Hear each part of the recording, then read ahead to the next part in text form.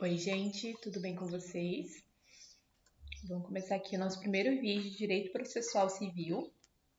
Lembrando que esse vídeo ele é um complemento para os estudos, mas não deixem de ler o código, a doutrina e o que o professor Fred passa em sala. Meu nome é Beatriz Nogueira Mota, eu sou estudante do 10º semestre do curso de Direito do Unisal Lorena. Aqui embaixo vocês podem ver o meu e-mail. E caso vocês queiram um contato mais rápido e mais direto, é só me mandar uma mensagem pelo WhatsApp com o número que eu mandei para vocês no grupo da sala. Esses são os pontos que a gente vai conversar hoje. Lembrando que o professor Fred ele só cobra o que foi passado em sala de aula nas provas. Então, se ele não chegou em algum assunto, ele vai chegar. É que, como é uma aula de revisão, eu consigo pontuar os principais assuntos de forma mais rápida. E para começar, a gente precisa definir o que são tutelas provisórias.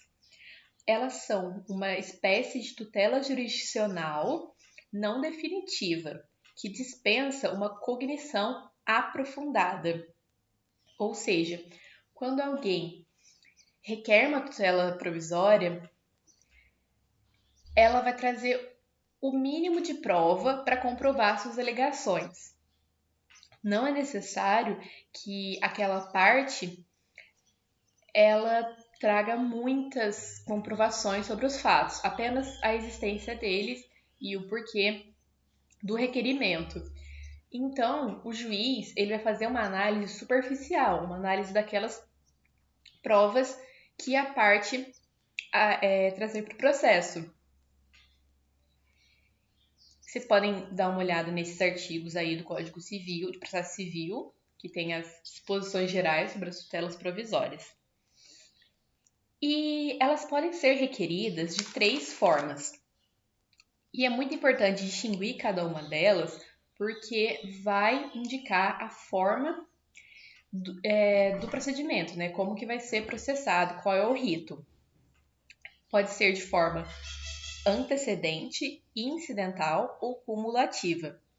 A antecedente é quando a tutela provisória ela é requerida antes do pedido principal. Então, o processo ele começa apenas com o pedido de tutela provisória. Já na incidental é quando a gente tem um processo em curso e no meio desse processo ocorre alguma situação em que a parte vê a necessidade de requerer uma tutela provisória. Já a cumulativa é quando a tutela provisória ela é pedida junto com o pedido principal, na petição inicial. Então, eu tenho uma situação jurídica, eu tenho uma lide que deu causa, uma situação que deu causa a um processo, e junto eu peço uma tutela para ter uma decisão mais rápida sobre um determinado assunto. Então, são 3 formas de serem requeridas: antecedente, incidental e cumulativa. As tutelas provisórias, elas são um gênero do qual decorre 2 espécies: a tutela de urgência e a tutela de evidência.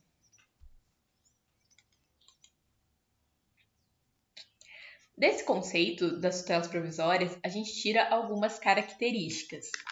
A provisoriedade, que é o próprio nome da tutela, que significa que ela pode ser revogada ou modificada a qualquer tempo. Ela não é definitiva. Já a sumariedade significa que não é necessário esperar toda a linha processual para ter esse pedido concedido. É uma resposta mais rápida da jurisdição, porque, como eu falei, o juiz ele faz uma análise superficial, uma cognição não exauriente, que a doutrina chama. Já a temporalidade, que é um desdobramento das 2 características anteriores, significa que as tutelas elas conservam a sua eficácia na pendência do processo. Então, uma vez concedidas as tutelas, elas vão produzir a sua eficácia e elas vão ser revogadas a qualquer momento, quando houver uma discussão sobre elas. A fungibilidade significa que caso a parte ela confunda os tipos de tutela provisória, o juiz ele pode aceitar da mesma forma e fazer a análise de como deveria ser. Então, se eu erro o tipo de tutela que eu peço no processo, não é que ela não será analisada. Ela vai ser analisada da mesma forma, porque a legislação ela traz essa possibilidade. É uma garantia para que não ocorra nenhum risco, tanto no processo como para o direito material discutido. Então, por exemplo, se eu faço requerimento de uma tutela de urgência conservativa, mas, na verdade, ela seria uma tutela de urgência antecipada, o juiz vai fazer a análise da mesma forma, seguindo o rito que deveria ser. Quanto à reversibilidade, significa a possibilidade de, após a concessão da tutela, se ela for revogada, eu consigo voltar à situação jurídica e de direito material antes da concessão da tutela. Um exemplo clássico é a questão dos alimentos. Por exemplo, uma ação de alimentos em que a parte ela faz o requerimento da tutela para ser conferido alimentos provisórios. Se o juiz deferir em um percentual X e lá na frente, na sentença, for o percentual Y, não tem problema nenhum. Essa tutela ela é reversível. Por quê? Essa pessoa que requeriu alimentos, ela tem esse direito e mesmo que tenha sido conferido um valor menor lá na frente, por exemplo, já era um direito dela, não importa a porcentagem. Então, as partes conseguem voltar àquela situação de antes da concessão dos alimentos provisórios. Aí, a título de exemplo. Outra característica que é específica das tutelas provisórias é o poder geral de cautela, que é uma autonomia que o juiz tem em conceder as medidas. Então, o juiz vai fazer aquela análise do pedido de tutela e ele tem liberdade para determinar de certas formas conforme o processo. O juiz, ele pode, decorrente desse poder geral de cautela,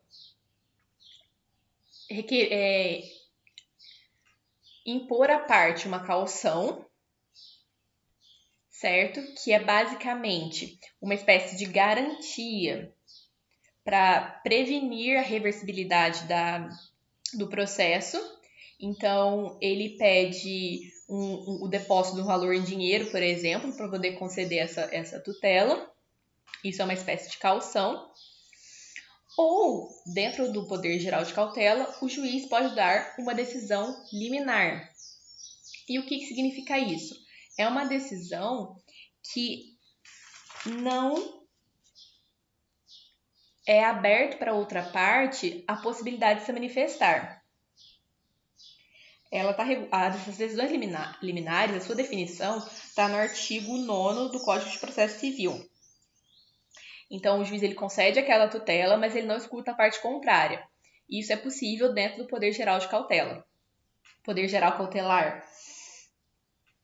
E essa questão de liminar, né, sem ouvir a outra parte, ela não fere o contraditório, porque na verdade esse contraditório vai ser postergado para um outro momento. Após a concessão, aquela parte, né, aquele réu naquele processo, digamos, ele vai poder se manifestar sobre aquela decisão. Então, o poder geral de cautela decorre duas medidas principais, que é a caução, que é uma espécie de garantia, para prevenir também a questão da reversibilidade, como eu tinha falado antes, ou o deferimento de forma liminar, que é sem ouvir a outra parte.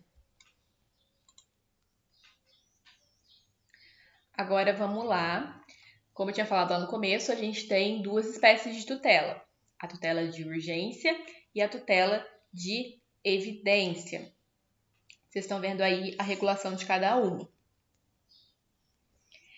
A diferença entre elas é basicamente que a tutela de urgência, ela precisa ter a questão do periculum in mora, né, do perigo da demora, daquela decisão demorar muito para ser concedida, e do funus boniuris, que é a fumaça do bom direito, que é aquela questão de ter o mínimo de prova para aquela decisão ser concedida. Já a tutela de evidência, ela não tem essas duas características do periculum in mora e do funus boniuris. A tutela de evidência, ela está pensando na efetividade do processo, e a gente está falando sobre questões previstas no Código de Processo Civil, relacionadas também a um laço probatório diferenciado que a gente vai falar nas próximas aulas.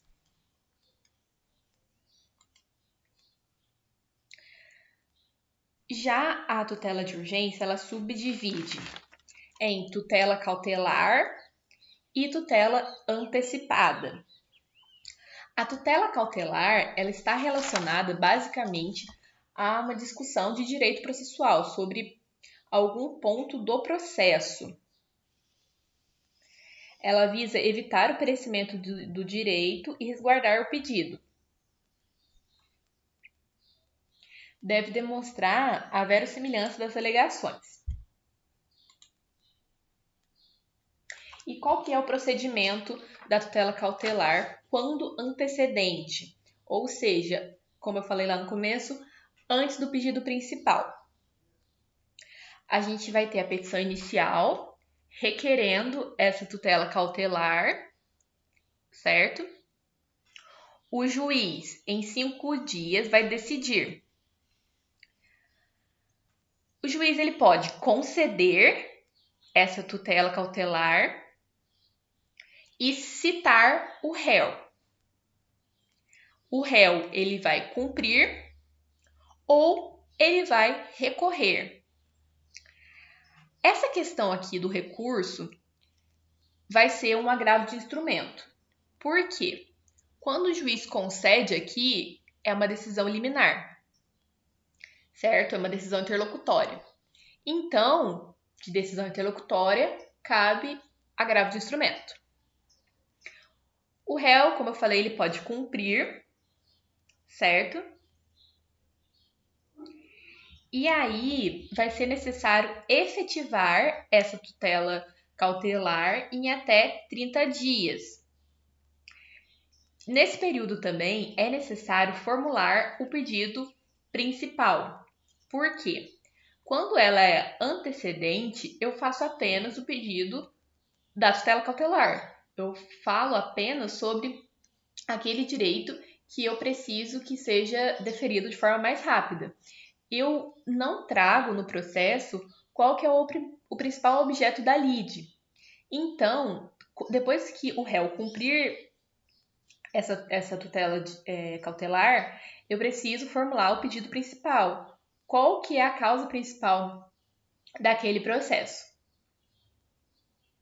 Depois que eu cumpri, efetivei a tutela cautelar e fiz o pedido principal, vai seguir toda a questão do procedimento comum que a gente vê nos outros anos em processo civil. Agora, o juiz ele pode não conceder a tutela cautelar, certo? E aí ele vai citar o réu. Quando ele cita o réu pode não contestar, e aí o juiz decide novamente sobre a tutela cautelar, ou o réu pode contestar. Se o réu contesta, o juiz decide. Essa decisão do juiz pode ser de negar a tutela cautelar e extinguir o processo, ou o juiz pode decidir no sentido de conceder a tutela. Então, a gente volta para essa parte aqui do rito. Se o juiz decide para conceder a tutela, o réu é citado para cumprir. E aí, depois, em 30 dias, é necessário efetivar a tutela cautelar e apresentar o pedido principal. Ou o réu pode recorrer através de agravo de instrumento, por ser uma decisão interlocutória. Ok, gente?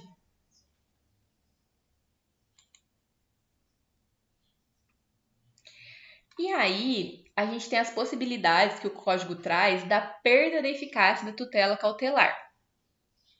A primeira é quando o autor não deduzir o pedido principal no prazo. Então, como eu tinha falado, quando o juiz ele concede a tutela de forma liminar e cita o réu, e o réu ele cumpre a tutela, o autor precisa, em 30 dias, apresentar o pedido principal. Se em 30 dias o autor não apresentar o pedido principal, a tutela não vai ter mais eficácia.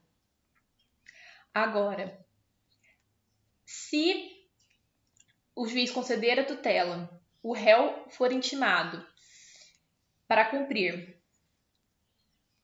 e ele não cumpre, a tutela não vai ser efetivada, certo? E ela precisa ser efetivada em 30 dias. Se o autor também não fizer nada e aquela tutela ficar parada, digamos assim, nesse prazo, vai ocorrer a extinção da sua eficácia. Agora, se o juiz ele julgar improcedente o pedido principal, então a tutela ela foi concedida, o réu ele foi citado para cumprir, o autor fez o pedido principal nos 30 dias. Só que com o julgamento do pedido, o juiz ele entendeu que o autor ele não está correto nas suas alegações, né? Ele julgou improcedente esse pedido principal. Então, a eficácia da tutela vai estar também perdida, porque é ela que deu base para o processo. Então, ela perde sua eficácia porque o processo também vai ser extinto, já que não houve procedência do pedido principal. Se você tiver alguma pergunta, é só me mandar uma mensagem, mandar um e-mail. Eu estou sempre à disposição de vocês. Essa parte de procedimento de tutela é meio chatinha, mas eu espero que vocês tenham entendido. Muito obrigada por ter assistido até aqui e a gente se vê no próximo vídeo.